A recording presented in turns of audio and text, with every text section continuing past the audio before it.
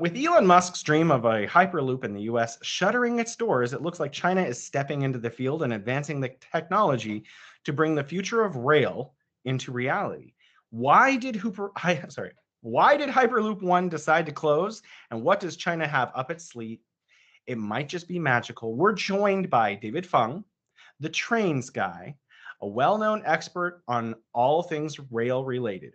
Regularly sought out for his expertise on everything trains, he has agreed to share his insights on the future of Hyperloop and other future tech. Hi, welcome to the show, David.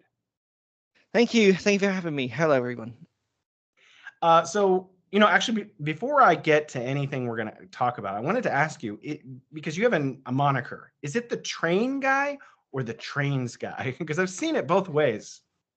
It works both ways as well, actually. A train is actually a mode of transport, but it can run on different systems, national or regional rail. It can run on metros, on the tram network. So I like to think of myself as going between all three, national rail, metro, and tram. So a bit more trains rather than just me one specific kind of train.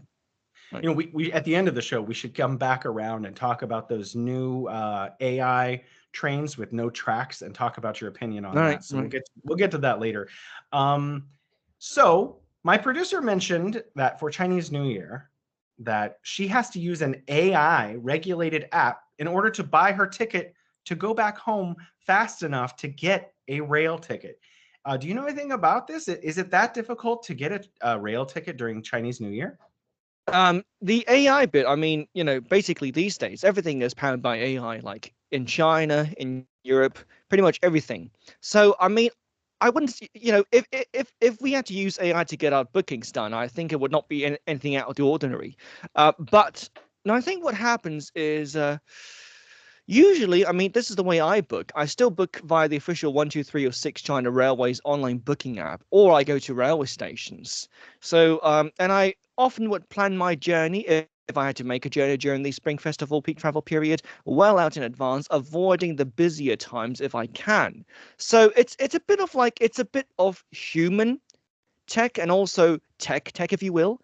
And I think the railways, what they've done earlier this year is they've actually improved the reservation process. So now you can, it's almost like a wish list. You can tell the railways where you're going if tickets aren't yet available on the day, and they will do all they can to book you in. So if you have like a first option, a second option, a third option kind of thing? Right. Wow, that's interesting. You do. Wow. It's actually the railways actually have a what I call the standby or the waitlist ticketing system, and they've actually improved it right before the start of the new year for 2024. So now you can have even more waitlist options. You can choose even more trains that you want to travel on.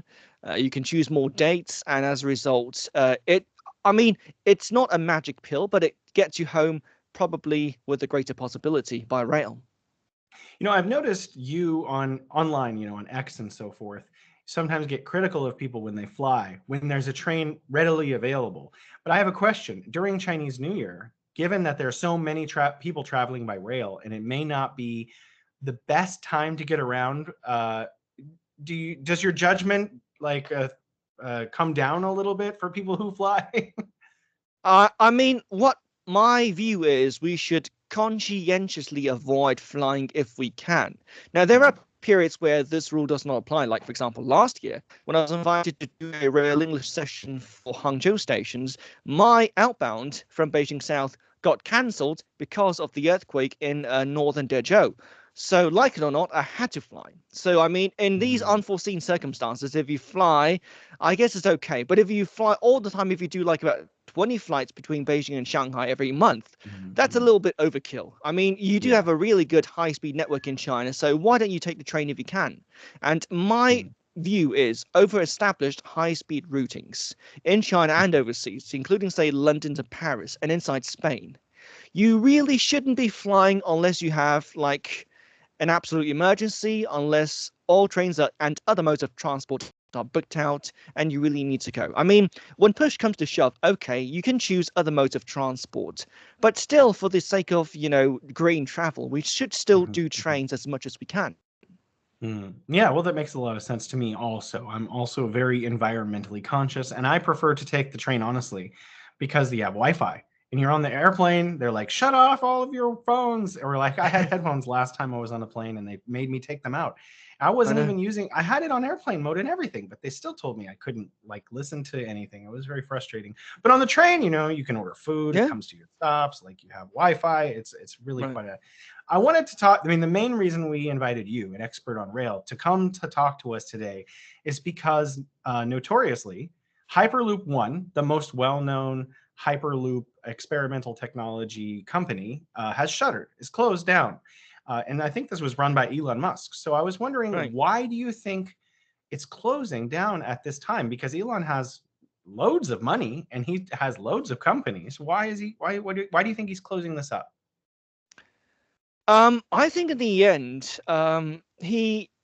it's a case of like, if you want to bring something into the world which is transport related, at the end of the day, you will need the authorities okay on this. And I think in this case, Hyperloop was not so much too advanced, too ahead of its time, as in it was just simply not the ideal project in a country which I think hitherto hasn't really been so rails oriented as it has been roads oriented. In the US, if you want to get from A to B, you either drive or you fly, unless you're like in a northeastern corridor where the Acela is a viable alternative. But I mean, in the States, there's not so much an option to go by public transport when everything is centered around interstates and stuff like that. Now, I think if a similar project was, like, say, done in China, because of the way infrastructure is here, we have the world's largest high-speed railway network and the longest network of motorways in China. So I imagine in China, the situation would be much easier because there is a certain market, an established market for public transport and for business people who want to get from A to B faster. So I imagine if a similar project was to be launched, like say in China, it would, I mean, there's no guarantee it's going to work, but the chances are higher. Well, okay, before I ask the next question, I want to ask a kind of a preliminary question. So the places that have high-speed rail now are Japan, China, Europe,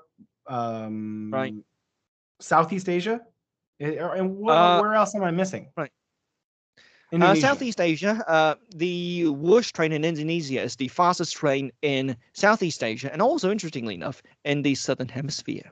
So you've got a little bit of that. And I think also when it comes to HSR? I mean, I've always said that Melbourne to Sydney should be done by rail and not by flying. And unfortunately, there are no HS lines in Australia yet. And I would love to see one happening, but it's not going to happen overnight. Well, as you know, I'm an American, and we have corridors of rail that our own U.S. media call high-speed rail in Florida and a couple other lines near Washington. I was wondering, do these high-speed rail, in quotation marks, actually meet the standards of international high-speed rail?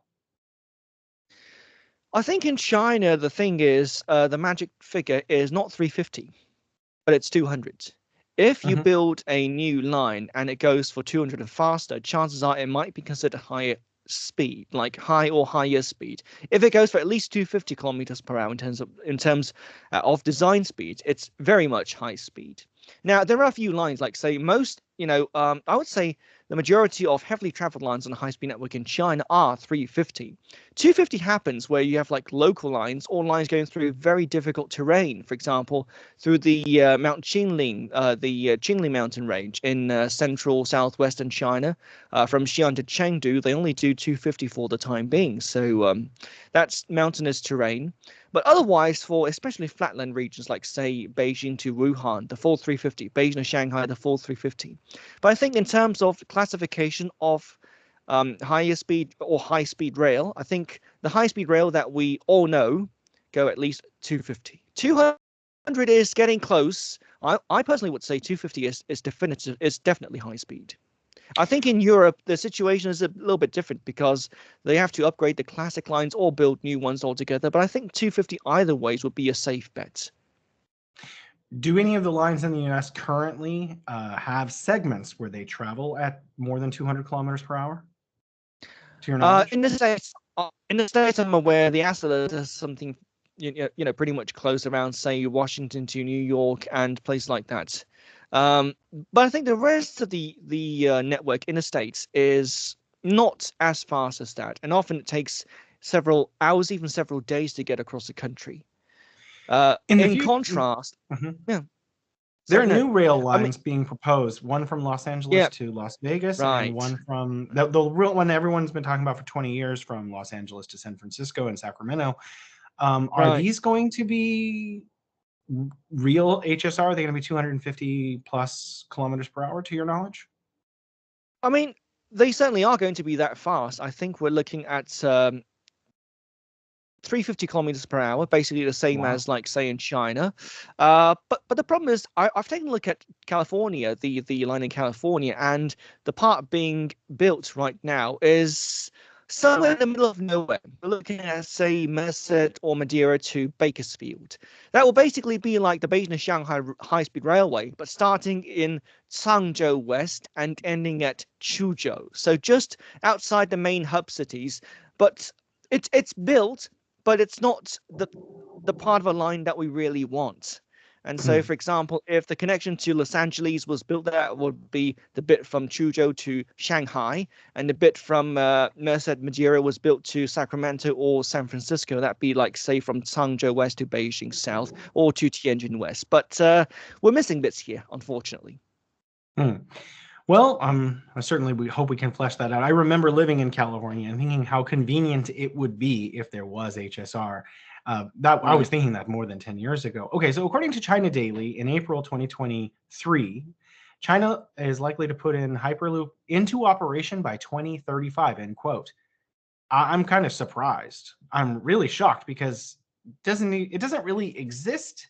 So how for them to make the speculation that China will have it by 2035, they must certainly know something I don't know. How is China, to your knowledge, going to accomplish this? Is there a prototype, and do you think that they will achieve that goal? Personally speaking, I'm not 100% sure about the Hyperloop, but I am, however, sure about Maglev, which is the next Hmm. generation, Hmm. 600 kilometers per hour.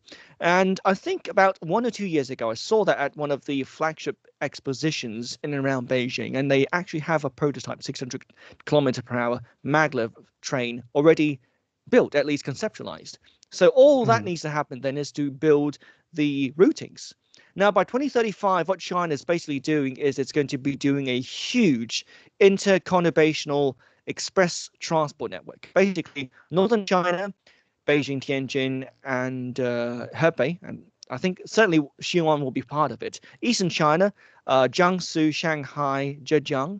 Southern China, that'd be the Greater Bay Area, Guangdong, Hong Kong, and Macau. And southwestern China, like more like, say, Sichuan and Chongqing. By 35, probably all of these will have super express transport systems connected.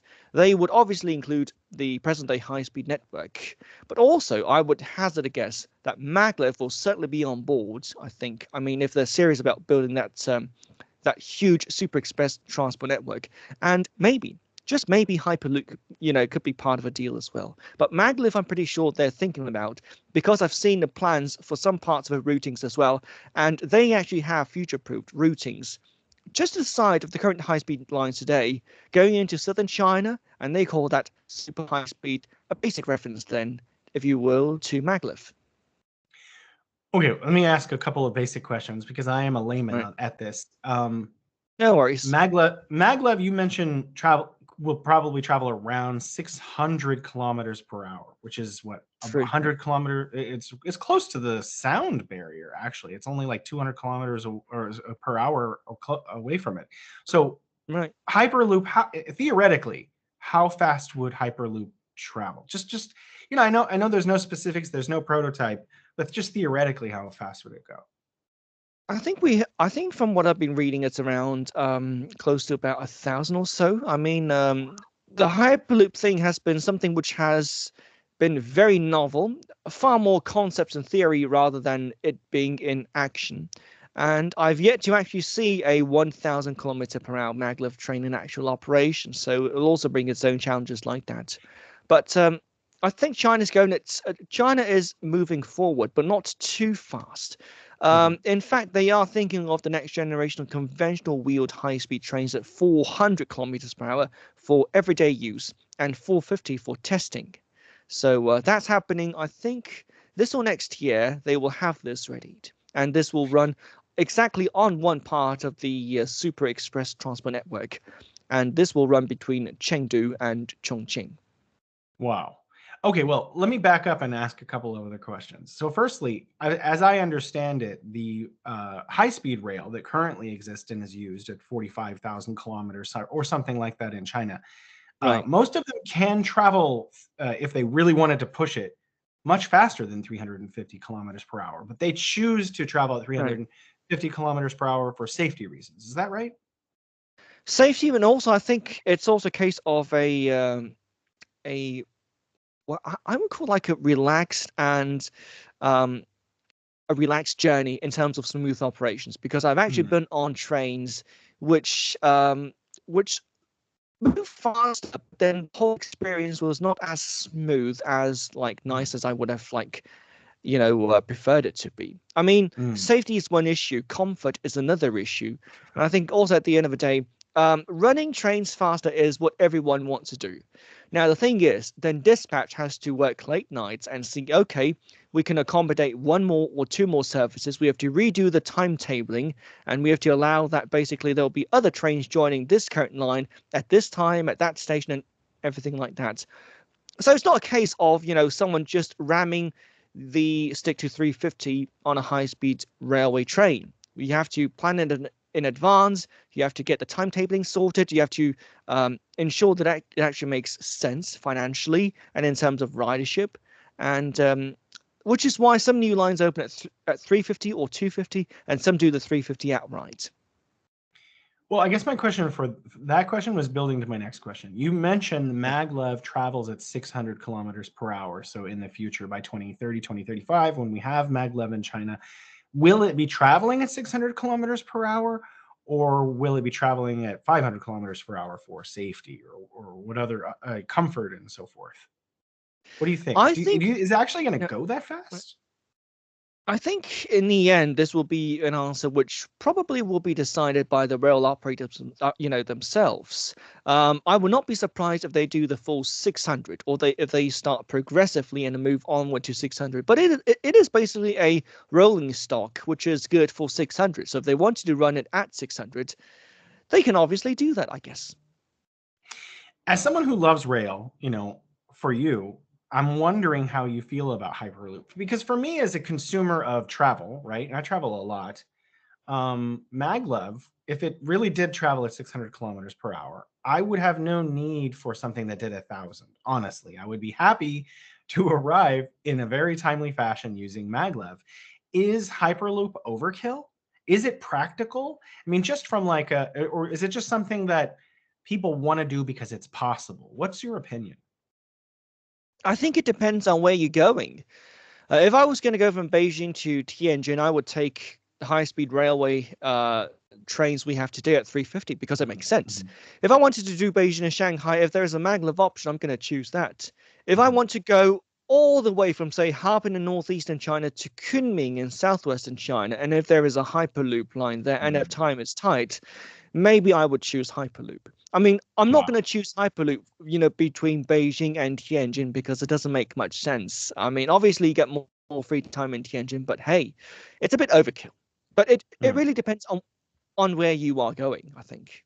At the end of the day, Well, cost, efficiency, timing, these are all issues. Sorry, yes. no. Maglev. So, clearly China has the most HSR in the world, but there's a lot Right. of competition for which one is the fastest. I watched some videos on YouTube, and there's all kinds of competing lines in Europe and Japan and China that are constantly just beating each other out by incremental margins. I was wondering, now that China is building Maglev, what other countries have Maglev theoretically in operation, will have it in the immediate future in the next 10 years or so. What other places around the world? Are there European countries? Is Japan doing this? Where else is Maglev theoretically going to be in operation soon? I think Japan's certainly one that's serious about the I think is it called the I forgot the name, if it's called the Chuo Shinkansen or something like that, which is a Maglev line and which is a completely new line. I've got to double check, but Japan is very serious about the Maglev train. Europe, I mean, obviously Germany invented it, but Europe is a little bit bogged down these days. Um, you know, it still has a respectable rail network, but now Mhm. it's got to cater to extending the whole high-speed network across the EU in terms of latest plans. I mean, there are works afoot already in, say, the Baltic countries, like, say, Rail Baltica. Also, then in Central Europe, there is always the question of what do we do with the delays on the German rail network versus how do we expand the rail network in Switzerland to improve capacity. So Europe has technology for the maglev, but it's a ways from actually realizing a Europe-wide maglev, which would be like a wow thing for Europe. But I think Hmm. China Well, has pretty much what it has to basically build a maglev network. If the rolling stock is there, if the network, if the lines are there, it's going to happen. I'd like to actually switch to another topic. As long as we're talking about Europe, the population density of Europe is similar to that of the United States. One of the arguments I hear from my American brothers and sisters is that China can have high-speed rail, a massive high-speed rail network, because of the large population makes it feasible for them to put it into action, because it's going to be used by a lot of people all the time. And you made the argument at the beginning of the show that America has this interstate system, which is, the primary way goods get around, people get around. But, because Europe and the United States have similar population densities, Europe does have HSR. In your opinion, why hasn't, I mean, maybe you don't have an opinion, but why do you think the United States hasn't yet upgraded its rail infrastructure, even if it's not for people? Certainly, the logistics of moving goods around is challenging now with constant derailings. I hear that there are 2 or 3 derailings, minor ones, a day in the United States. And then, of course, you have these more major ones a few times a year that are more public, and maybe there are chemicals or whatever being spilled. Doesn't it make sense from your perspective? Because it certainly does from my perspective, that the United States should upgrade its rail infrastructure for just logistics, not even just for people. I mean, if we can get people moving around, that also makes sense to me. Is there some reason that I don't understand that you think that it maybe hasn't done that yet? I think it's answering this question at a slight tangent. This is a similar problem we face in Europe, like for Hmm. example, like in Germany, like in Britain, where we have to invest in the infrastructure, in the rails themselves, on the network. So basically, to make sure that everything works. Hmm. In terms of like a modal shift, the modal shift has already established itself in Europe, and Switzerland is one very good case study. They've not just made rail, attractive for people. They've also made rail attractive for, attractive for things, as in cross-border cargo transport Hmm. Hmm. goes by rail from Germany to Italy via the Swiss networks. Um, I think the modal shift thing has happened in Europe. It is happening with increasing, speed in China. And I think in the US, it's really a case of like people want like an instant on way to get from A to B. And so far, the car can satisfy, the car can satisfy that. Obviously, if you're in a city with a very established transport network, like say New York City, then obviously you have an alternative. Although, you know, in other cities you might have less of an alternative. But I think these days, when it comes to mobility, we want, instant access to a particular mode of transport, and we want it to go fast. And in Hmm. this case, China has a good option with high speed because trains are generally regular. We have a few lines which have irregular service, but the main lines, like say Beijing, Shanghai, are regular. And Hmm. there's usually the option to buy a ticket and travel within a few hours or within a few, within the hour, in fact. I mean, I was at Beijing South the other day and I could get myself a ticket for a train departing within the next 10 minutes. So instant availability is a big thing. In some Wow. countries, it's basically done by road. In some others, rail does it. Okay, I want to. Well, that thank you. That does help answer my question a little Right. bit better. Right. Um, Let's switch to the Silk Road a little bit. So the Belt Right. and Road Initiative is a bunch of different things. One component of that is the modern Silk Road, which is the overland route, which is a rail route across Eurasia. Um, where does it start? Where does it end? Because this, when I look at this information, I get confused because there's so many different answers. They have a lot of different routings. I mean, the Eurasian route in China starts, I think, around the port, no, the port city of Lianyungang and continues all the way via Xuzhou, Zhengzhou, Xi'an, Lanzhou into Xinjiang, and then way out from the northwest of China to the former Soviet republics. So basically, you have this huge line going from east to west across central China. So that's one of the major routes for both passenger trains and also for cargo. These days, though, cargo crosses the border, passenger trains less. But there's another line, going into the far northeast to Manjoli and then onwards to Russia. There's another one going from Ehrenhot in Inner Mongolia all the way across the border to, I think, Zamanud and the rest of Mongolia to Ulaanbaatar. The newest one I like to touch upon, though, is the China to Laos Railway, which goes from Kunming South Station all the way via Mohan in China, Boten in Laos to Vientiane in Laos. And I was actually on a train going across the border, so it was a unique experience. But this is for people. For things, then they continue to go beyond Vientiane into Vientiane South and across the border to Thailand. And it basically realizes a mode of transport which is relatively quick, safe, and I would say not a huge reroute by sea. I mean, these days with the trouble in the Suez Canal, I think obviously rail has established itself as a viable alternative for getting things from Asia to Europe and the rest of the world. Hmm.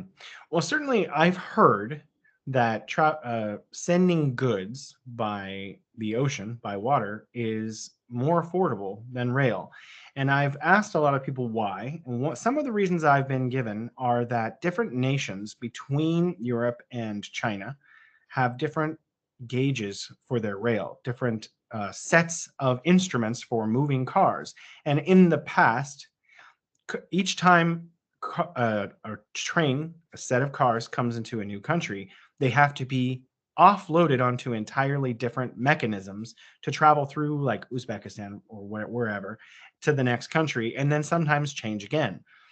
I've heard of something called variable gauge rail cars.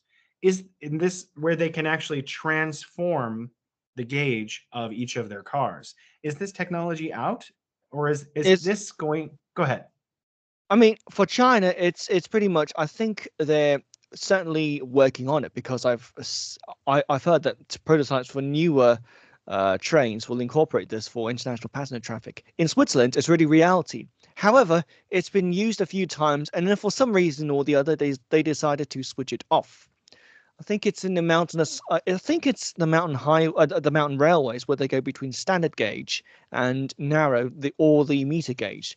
It worked a few times in Switzerland, so the technology certainly is there. But for some reason or the other, they decided to switch it off. It is it is not completely new technology, but it's technology which is lesser used. But if it Mhm. was established and used regularly, it could prove to be a game changer. The alternative then is to build a standard gauge across, the network, which is what China's doing for Laos, for Thailand. The new Thai high-speed railway network will be on standard gauge rather than meter gauge. Well, through Central Asia again, these countries are not wealthy yet. They're still Right. middle income, low income nations.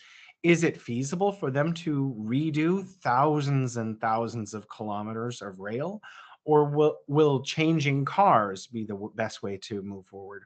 Or will variable gauge cars be the best way forward? What do you think is most likely going to be assisting the BRI and moving forward for the next decade?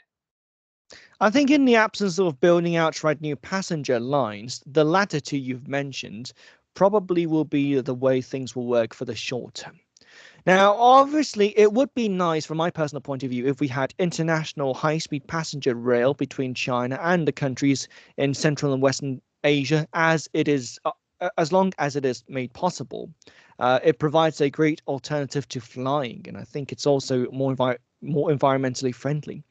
We've seen basically standard gauge lines being built in countries along the Belt and Road corridors into, like, say, Laos, and Mhm. already it's having an impact. I mean, when I went to Laos, we saw lots of, Chinese tourists and lots of tourists from all of, from the rest of the world taking the train and going to Luang Prabang, going to Vientiane. And I think it's a model which would slowly but surely be a, you know, a way in which they can also solve the gauge issues. I mean, the gauge issue is, like you've mentioned, a present and real issue which needs to be solved. I think the technology is there, like we've seen in Europe, and I think it's now just a case of deployment, but also the details in terms of making it work and making it work longer term. And I think China too could probably do a few new trains, which also take this factor this in as they go across different countries and different gauges. You're Swiss national, so you Right. travel between home and here for work and for see your family and so forth. Is it possible for you to Yep. jump on a train in Switzerland and come to China by rail? Well, these days, it's far less possible because of the situation Mm. in Ukraine and Russia. But I think before the pandemic, before the war, it was possible. And I heard that all you need to do is take a train, and there's one or two interchanges in Germany and then in Russia, and you can come all the way to Beijing. That would obviously shave about 2 weeks off. And if I had something urgent, I would probably obviously be flying intercontinentally. But the rail option was certainly there, and I actually traveled on international train K3 from Beijing, which would have taken me all the way to Moscow. But I left at the first timetable stop at Zhangjiakou South Station. But the trains are there, but the pandemic and other reasons, they've basically been put back in a shed and not running at the present moment. But I would actually like to see, as far as possible, and it's not restricted to any particular geography, more international high-speed passenger rail. And that will be a great alternative than just for me to fly around all over. Now, there are places where you have to fly, like, say, from Beijing to Sydney. It's going to be very hard building a bridge all the way from, say, Indonesia all the way to Australia. But like I said at the start of the show, as much as possible over established high speed routes, take the train, don't fly. Well, I mean, most, in my opinion, I'm just kind of speculating here. Maybe I Yeah. don't know what I'm talking about. I'm just using my Don't general worry, don't worry. knowledge. Most European countries, their number one trading partner is China. So Yep. wouldn't it make a lot of sense for not? I mean, I think it's great if we could have passenger high speed rail between China and Europe, but it would also make a lot of sense for goods. So uh, I'm certainly hoping that there are alternative lines that go through different places between, not just China, but like, East Asia and Europe being developed over the next 10 or 20 years. And is that part of the Belt and Road? Is that something that might be going on just in other mediums? What do you think about that? I think in terms of international passenger transport, eventually the plan, I think, as I have seen it before the pandemic, was to do an international line across, I think, across Eurasia from China to Europe. And I think I've seen that as much as like about 13 or 14 years back. Of course, these days, it's only happening inside China because it's well, because they can only build in China, and if they want to build elsewhere, they will need permission from the local authorities. But Mhm. I am hoping eventually that this will happen, and this will prove to be a far better and viable alternative, especially for traveling short to medium haul across China, across Central and Western Asia, across Eastern Europe. Now, China has been building a few lines from, I think, Serbia to Hungary across Europe as well. But it's just being built at the moment. Some parts are already opened. Mhm. Eventually, I think rail will present itself to be a greener mode of transport across Mhm. like any geography. it's not just exclusively limited to, say, Asia or Europe. In fact, I would say Mhm. it would be a good thing if the US got itself a high-speed network, same as we have in Europe and China, because it would be a far greener way of getting across. Travel from Argentina to Canada by rail. That'd be pretty nice. Yes, we do. We do need to mind how we get through the Darien Gap, because the Trans-American Highway has that little bit in the Darien Gap in central southern America where, there are no road access. So that's a bit of a challenge as well. Um, Africa. So there are Right. new lines. I don't think they're high-speed rail, or maybe there are a No. couple. There are a lot of But, new rail lines in Nigeria and right. other places that have been developed Right. by the African Union and by the Belt and Road Initiative and by some Right. European companies, but a lot of them Right. don't cross borders. So we have more than 50 countries, and one of the advantages, I was talking to Jeffrey Sachs about this about a year ago, and he mentioned that one of the advantages China has is that it's one country. So if they want to do something, they just do it. But the problem, one of the challenges that Africa as a continent faces is its many different political systems. Do you think that transnational, rail across multiple countries can bring landlocked countries that currently exist access to seaports? In fact, as you've been saying this, I've actually been taking a look at a railway line which actually goes across borders and does exist. I think it's the Addis Ababa to Djibouti railway, and it Mhm. basically allows Ethiopia to basically get access to the to Djibouti and to the Gulf of Aden geographically. So I think that line, I mean, is obviously doing freight, but I mean, I would assume eventually also passenger rail would also be happening as well. And I think um,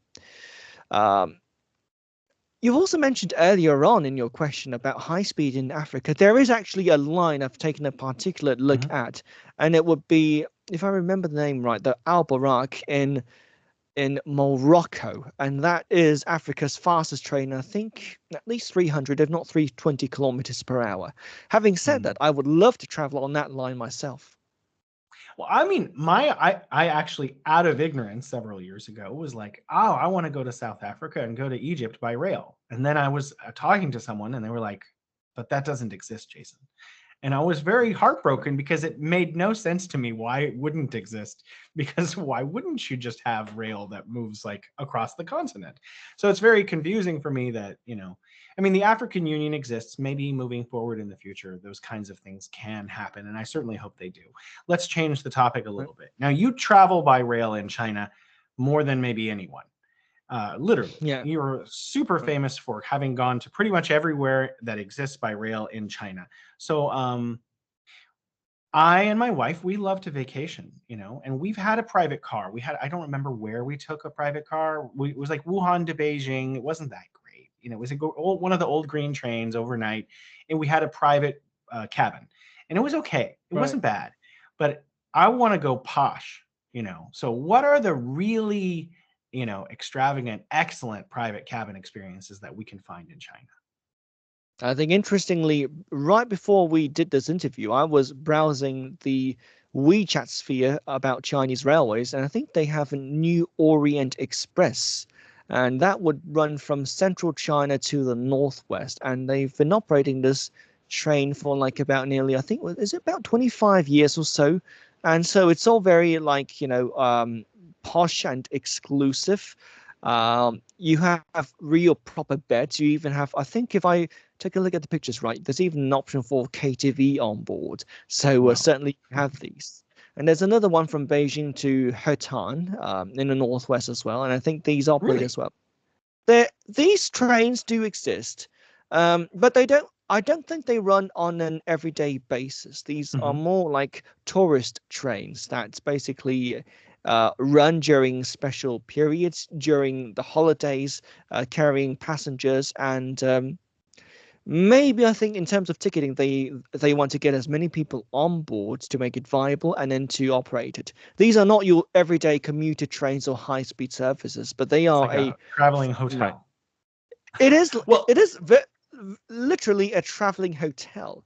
If you wanted something closer to that running on an everyday basis, soft sleeper or luxury soft sleeper would be available for you. Here's an insider tip. Highspeed does have luxury soft sleeper, but it's not my first option. You do not get a private toilet in luxury soft sleeper on Highspeed, where you do get it on classic. And also, here's another one of my travel tips there. If you want really quality food, take time for the dining car, but on classic rail only. On Highspeed, open flames are not permitted, and that basically means all food is pre-cooked and then reheated. So it doesn't it tastes okay, but it's not the real thing like coming fresh from the kitchen. So wow, that's interesting. For this line from Beijing to Hotan that happens periodically during special time periods, do you have any? How much does that cost? I mean, around what's the ballpark figure for taking something like that? And how many days does it take? I mean, how many days it would take? I would estimate, obviously, because classic rail takes about 2 or 3 days. I think if the train was just doing a direct service, then pretty much the same. But then, of course, you have options where you stop at a particular city, you take a look around, and it depends on how the train stops, how you travel, and stuff like that. Yeah. So it could easily stretch to a full week or so. Wow. So it really does depend. You can go independent, you can go on the exclusive train, you can go stop by stop or outright direct to Hotan. It really also depends on how you wish to travel as well. Well, for you personally, you mentioned preferences and tricks. So how do you travel? Because you kind of work as a freelance person with the rail. Do you travel via every mechanism so that you can have every experience? Sometimes you're in coach, sometimes you're in first class, sometimes you're in business class, just so you know what each one is like? Or do you have a particular style that you like to travel? I mean, I would prefer, obviously quieter parts of the trains, like say premier class or business class, but that's not my absolute first option. Sometimes I will take time out for slow trains and travel in hard class, in hard seat class with the rest of pretty much everyone on the train and see how trains used to be years back or even decades back. So I would basically go for all forms of train, but if I had to make an immediate journey, probably going to be high speed and in a place where there are less people so I can get some decent work done. I don't really sleep on board a train. This is the big differentiator between me and my wife. She would sleep in business class. I wouldn't. I've basically got to keep my wits alive at all times and basically ensure that the train actually works properly. I mean, so far, all journeys I've made on Chinese railways are safe. But occasionally I get a little bit, worried about timing if my train arrives 1 or 2 minutes late, which is a very Swiss thing. Everyone in Switzerland knows that, the moment your train is late by 1 minute, people start looking at one another and thinking this is hell. And then afterwards, and then you get north of Basel and all German trains, the vast majority of German trains, that it's a completely different story. Well, let's change gears again. I was in Harbin recently, and I was on a kind of a media tour with some other journalists, and they brought us aboard this, what they call a train, but it's not on tracks. It's on wheels, and it follows a white dotted line, and it uses AI, and it's like a bus, but 3 or 4 times longer than a bus. And it's a little faster and has a dedicated lane that can be used by it when it's there alone. Is this a train? What is this called? Is it, because when I posted pictures of it on X, a lot of people were like, that's not a train, Jason, that's a bus. It's just a really long bus. So what makes it a train? What makes it not a train? What do you think about it? Well, being from Zurich, where we have a huge tram network, I would tend to call this a trackless tram. And in Europe, there's a lot of controversy on if this is a train or not, and some people basically say it's Gadgetbahn, basically a nice fancy train which doesn't actually work or is a serious mode of transport. I'm split. I would not so much negate it, but it's closer to the Gadgetbahn end of my thinking. I think I would prefer an ordinary tram line or a railway line and a dedicated sealed off, right of way.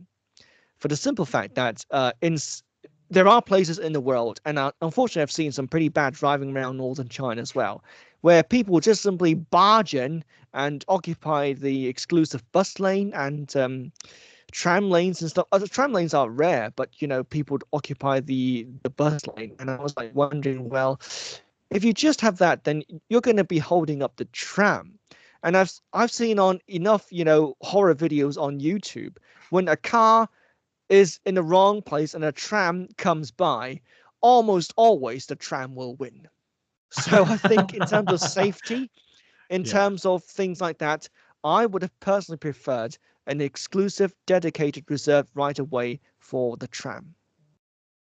What are the advantages? Well, I mean, obviously, someone thinks that this is a good technology because they've built it, and it must have cost, I don't know how much money, more than I will ever see. So there clearly is some kind of logic to wanting these new modes of transport, as you've been saying throughout the show. So, what are some of the advantages of this kind of technology? Well, the fact it's new, but I tend to see it from a different perspective. Hmm. Like, irrespective of the mode of transport, what you want with a good transport system is you want regular service, you want frequent Hmm. service. Now, if you're going to have that kind of a rail system without the rails, if we negate the technology slash whether it's gadget ban or not, at least you have to provide a regular service like a train every 3 minutes, every 5 minutes. Hmm. If that doesn't happen, then why would you build the line in the very first place? And that's another thing there. If you have a working public transport system which goes short haul inside the city, make it work so that there's a train every 3 minutes, every 5 minutes, and that will kind of work. I have another question. Maybe you don't have the answer to, but I'm going to ask you anyway Uh, because you would be much more likely to know than me. In the last 2 or 3 weeks, I saw two different charts. One that said that the longest metro system in the world was in Shanghai, and one that said that the longest metro system in the world was in Beijing. Could you weigh in on this? I'm tendentially going more towards Beijing. I've been a little bit critical in terms of like who has the longest rail network, urban rail. And these days it seems to be solidly Beijing because last year there wasn't so much development in Shanghai, but in Beijing we opened up like about line 16 southwest, another station on line 1, another station on line 11 rather, and line 17 north from Future Science, yes, from Future Science Park, Future Science City North, all the way to the Worker Stadium. So Beijing these days they're developing a lot more, urban rail systems, and as a result, Beijing seems to move faster these days than Shanghai. Hmm. There's a Another thing I was curious about is right now, if I want to travel from Beijing to Tianjin, another major right, city in terms of global cities in the world and in right, China, I can take the high-speed rail. There is a oh, high-speed rail right, from one network to another, but there's another way to do this now where you right, can get on the high-speed metro system to the airport, to the Dashing airport. And at the right. Dashing airport, get on a different high speed rail, part of the Tianjin network, and go into Tianjin. So you can literally get on the subway in Beijing and then arrive at the subway in Tianjin without having to take a conventional form of train. Well, Is Yeah, go ahead. Please elaborate on this. the the marketing, the labeling of these lines is a little bit, perplexing. Hmm. Because when the 350 kilometer per hour high speed line between Beijing and Tianjin opened in 2008, it was regarded as Beijing to Tianjin intercity rail transport, not high Mm. speed. In Mm. fact, there Ah. are four ways of getting from Beijing to Tianjin. Depends on which part of the cities you want. There are four established high speed routes. In terms Really? of metros and suburban rail, they're thinking of one, but so far, crossing the two cities involves a journey on a China National Railway train. So, like you said, there's the one from Beijing South to Tianjin going via Wuqing and not into Hebei. There's another one going from Beijing via Langfang and Hebei to Tianjin South, and on occasion maybe even to Tianjin West. There's a third line opened, I think, late 2022, which goes from Beijing Main Station to Baodi in northern Tianjin, and it goes all the way to Beicheng, closer to the city center. And there's a fourth line now going from Beijing West via Daxing Airport all the way to Tianjin West. With the fourth line, it's actually possible to go from Tianjin West and Tianjin Main Station to Beijing West Railway Station, which is a bit of a reroute, except for if you want to connect to central, southern, and western China, which is pretty much where people go to Beijing West to take trains to these destinations. So it's always good to have one more link than one lesser link by rail. I mean, I actually don't think that makes sense. If I was really interested in getting to Tianjin on a daily basis, I would just take, an HSR from one station to another. But I actually do want to go via Daxing one time just to make a video about it, because it does seem like it's a little interesting to use this hub as kind of a pivoting point to get between the two cities. Okay, last major question I have for you is, which for people, some people like going to airports and train stations for the beauty of the station itself. What are some of the most outstandingly beautiful train stations we have here in China? That's quite a good question. I mean, going back to Daxing Airport, I think in terms of the artistic elements, the station is a bit more artistic than other parts. I mean, it is not what I call mega artistic, but there are some, paintings, obviously not Monet quality, but at least, far better than just a bland station. And by the way, the line between Daxing Airport and Tianjin West is actually used, if I may go off on a tangent, possibly also by people who want to connect from an international flight into China and then connect onto other destinations. Like, for example, so far, most flight companies will just be flying to Beijing or to Shanghai. But if yours flies in at Beijing Daxing, like British Airways, and your destination is in Jinan, rather than taking a domestic flight, just take the train. Now, going back onto artistic stations, there are quite a few I've actually encountered with the newer ones, including those on a new high-speed line between Daxing Airport and Tianjin West. Some of these are really, really, the art in terms of a station art, in terms of the station square, where there's a lot of focus on making it really, really nice. I've actually been doing a YouTube video about these. The most impressionable one I've seen so far is like in central eastern China in Anhui and Hefei South, where there is art pretty much everywhere in all design elements of a station. So that certainly would be one that I would really, really think, wow, that is a nice design. Also, newer, more recent ones in northern China, like Dachang Station in Hebei, it's made to look like a palace, almost like a rail palace. So in recent years, the railways have really been taking a good look and making stations look artistic, even across borders. In Laos, Luang Prabang railway station, if you have a chance, go there. It really will just simply be an epic view. Wow. Well, thank you for all of your advice. Actually, I really want to try the luxury train from Beijing to Hohai. Is that what you said, or was it Hotan? Hotan's a bit too local. Hotan. Yeah. In the northwest. I did take an overnight from Beijing to Hotan. Yeah, I got the two mixed up. Well, if you like this podcast, remember to subscribe. And if you are looking for more on trains, please find David Feng on Twitter at David Feng Trains, or on YouTube also at David Feng Trains. That's Feng Feng Trains, plural. Thank you for your time, listeners. Thank you for your time, David. Thank you. Hello.